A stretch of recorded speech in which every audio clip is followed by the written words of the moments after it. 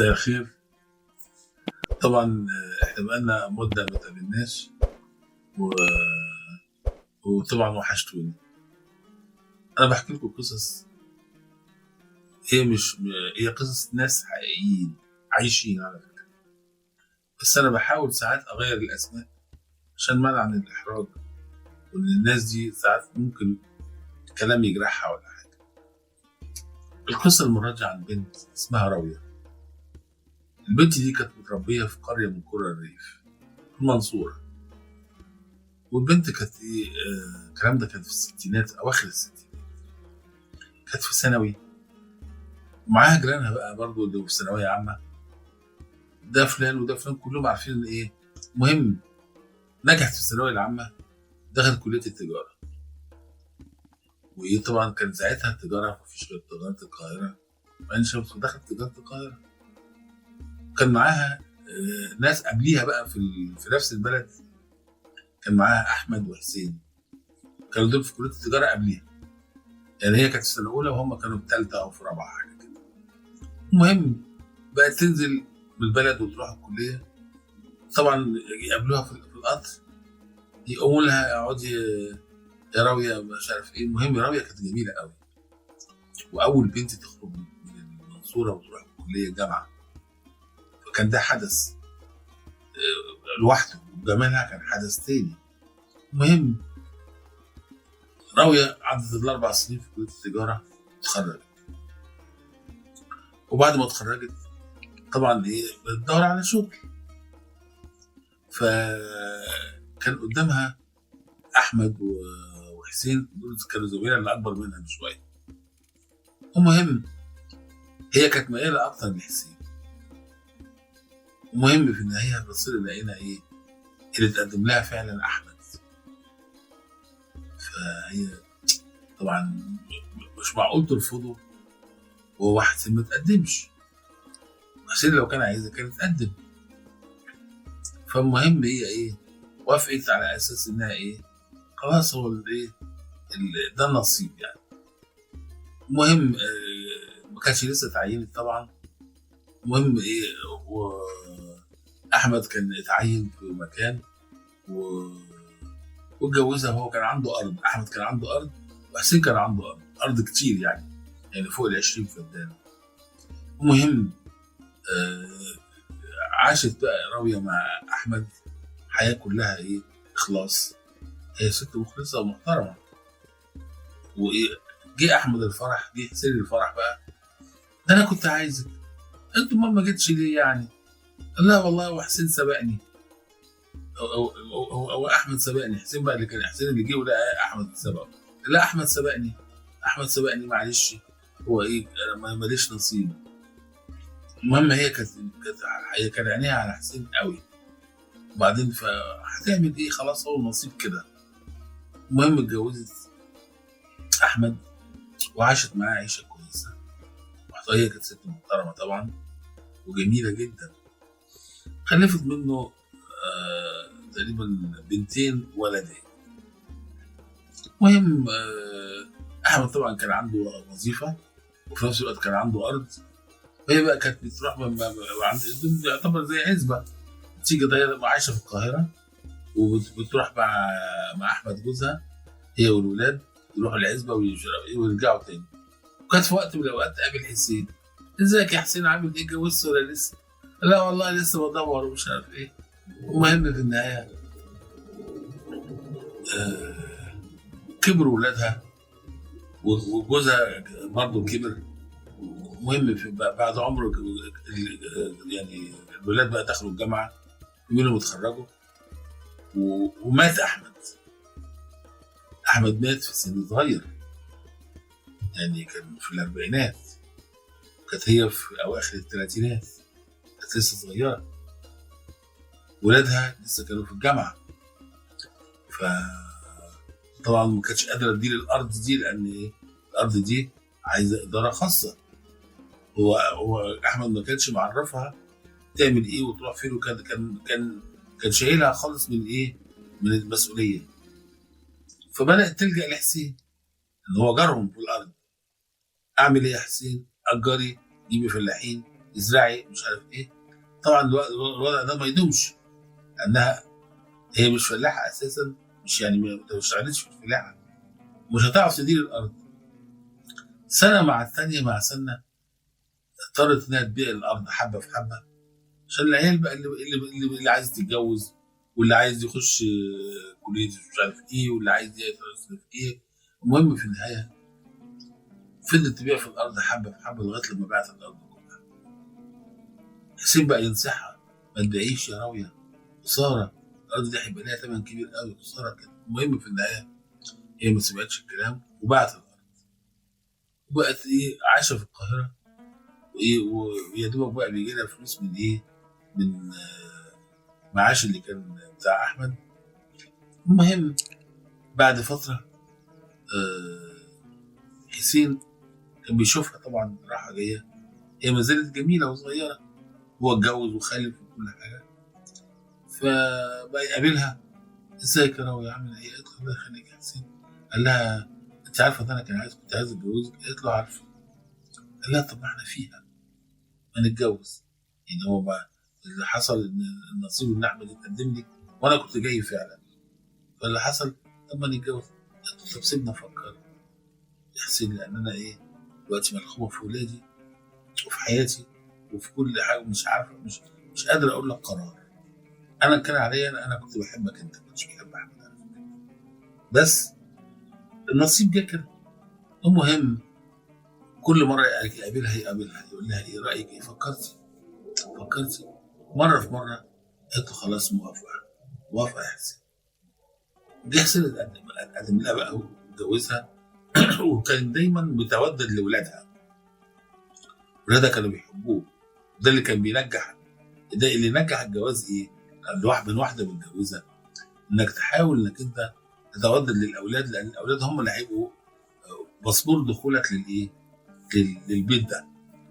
المهم اللي تكون نجحت مثلا في الثانويه العامه يجيب لها هديه، اللي دخلت الجامعه يروح يقدم لها ومش عارف ايه، اللي بيتجوز يقف جنبه في الجواز. المهم يعني ايه، هو الراجل كان عامل لهم اب تاني، لان هو كان صاحب ابوهم اساسا.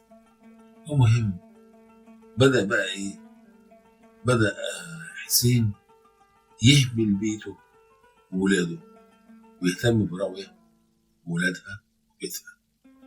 ولاده حسوا بده، فقالوا له: يا بابا انت ايه اللي بتعمله ده؟ انت بتروح للست دي ليه؟ قال لهم: يعني ايه الست دي؟ دول جيراننا اولا وكده. قالوا: لا، الموضوع مش موضوع باين جيرانكم. قال لهم: عايزين توصلوا لايه؟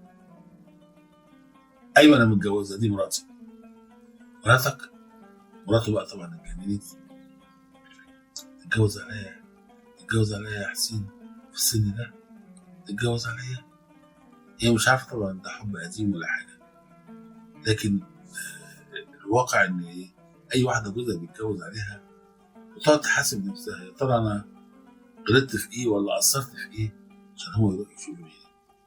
هي طبعا ما عندهاش فكره ان ده كان حب قديم، وهو الموضوع مش موضوع ان هي قصرت ولا ما قصرتش، الموضوع ان هو حب قديم وصحي بالظروف انها ايه، هي قدامه وهو قدامها. وكان المهم انها في النهايه ما يعيش عندها معظم الوقت عايش مع مين؟ مع راوية. وايه بقى؟ وعايشين في منتهى السعاده. وولادها لدرجه ان هو بنت من ولادها كانت محتاجه مش عارف حاجه اوضه نوم ولا ايه، جابها لها من معاها.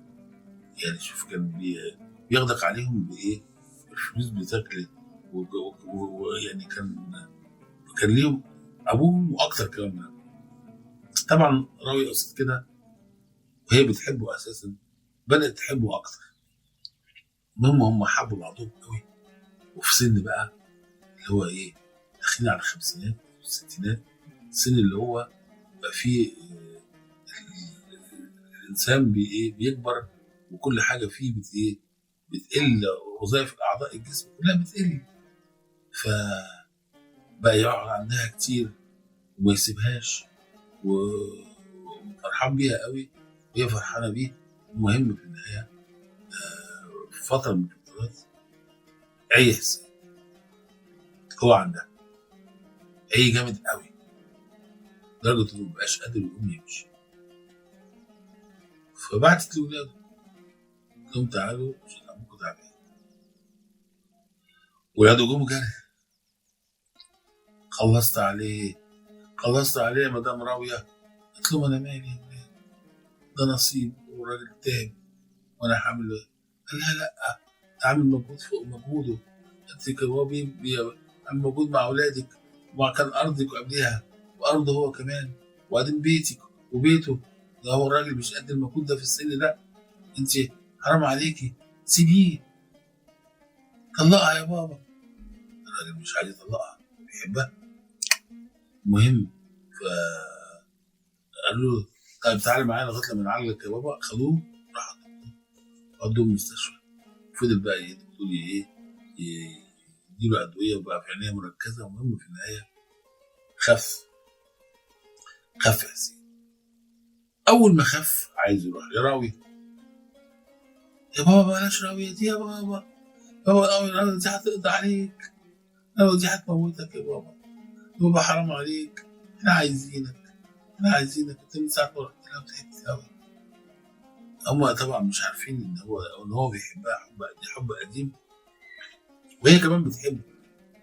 بس يعني ايه، بيقعدوا مع بعضهم بيبقى شعلة نار مع بعض. في ايه؟ المهم في النهاية صمموا ولاده ان هو يطلقها. هو ما رضيش ابدا.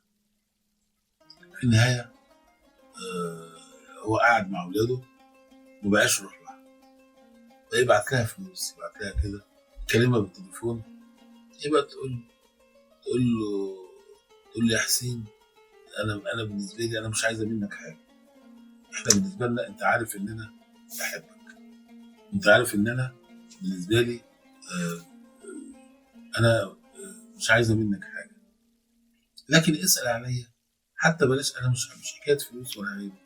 اسال عليا، احس ان انا متجوزه، احس ان في راجل بيسال عليا.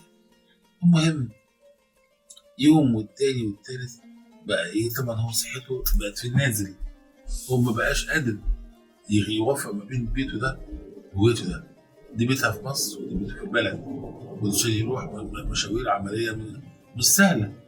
المهم في النهايه جه في الاخر قالت له طلقني يا حسين. قال لها طلقك ازاي وانا بحبك؟ قالت له معلش وانا كمان بحبك، بس ظروفنا مش جايه مع بعضها. انت بيتك هناك محتاجك، وولادك محتاجين، محتاجينك، وانا سامعهم وما بيقولوا لك طلقها يا بابا. وانا بالنسبه لي انا شايفه انك انت مصلحتك مع ولادك، وانت كتر خيرك وقفت جنبي وجنب ولادي. انا مش هنكر لك ده، مش هنكر ده جميل انت عملته فيا، لكن ولادك هم اهم مني، لان هم ولادك في النهايه. المهم في النهايه بدأ هو مش راضي يطلقها. قال لها ازاي اطلقك وانا بحبك؟ انا ما اقدرش اطلقك. المهم قالت له ما تضطرنيش ان نرفع قضيه طلاق، انا مش عايزه بينا، مش عايزه يكون ده. بعد ما قعدنا مع بعضنا عمر، قعدوا مع بعضهم بقى حوالي 10 12 سنه. قلت بعد العمر ده كله اطلقك ازاي؟ انا بحبك يا حسين، وانت عارف ان انا بحبك، وعايز علاقتنا حتى لما تنتهي بشكل محترم مفهوش عداء. انا مش عايز اعديك لان انا بحبك وانت عارف ده كويس. لا وانا كمان بحبك ومش عايز اطلقك عشان بحبك. قلت له لا يا حسين، مصلحتنا ان انت تروح لولادك وان انا اروح لولادي، وان ايه، لو اتقابلنا يبقى في بينا كلام كويس وعشره كويسه وذكريات جميله وخلاص. هو ده نصيبنا في الحياه، مش نصيبنا ولا في الاول ولا في الاخر. في الاول كان المفروض تقدم لي ما تقدمش، وفي الاخر لما قدمت لي كانت صحتك تعبانه وكنت انا كمان مشغوله في ولادي. المهم هو ده نصيبنا. المهم راح حسين لولاده، وهي لما لقيته ما طلقهاش، هو طبعا جوازه منها كان مانع الفلوس اللي بتجيلها من ايه، من جوزها الاولاني اللي هو احمد، لانها اتجوزت خلاص، ما ينفعش يجيلها معاش واحد وهي متجوزه.